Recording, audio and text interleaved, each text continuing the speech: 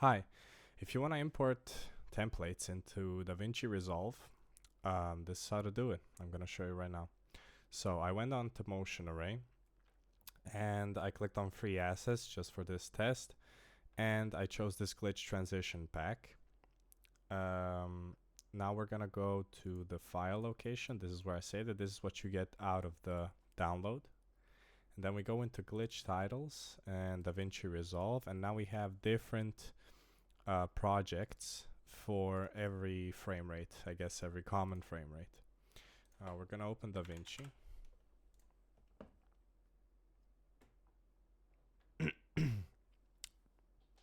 And when we get to the project manager screen, we're gonna import a new project. Let's say we want to do the 30 FPS one. We're gonna import that project, let's call it test one. And we're gonna open the project.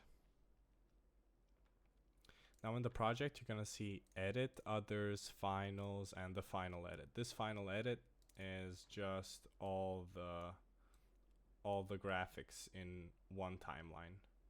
And then this finals is every title for itself. So let's see, like title number 4 looks pretty good here. Let's say we want to add our own text. We can go back to the edit tab, choose title number 4, and you can see there's no effects here.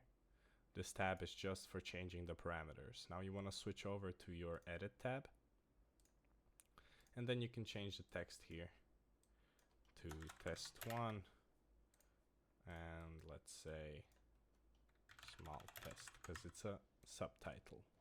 You want to save that. We can go back here and look at the final now, and now it says test 1 and small edit. So it's simple as that. It's just they can be like dispersed in different folders depending on the template makers and who designed the template, but this is probably the gist of it. You're gonna always have an edit section and you're gonna have a final section. It's easy as that.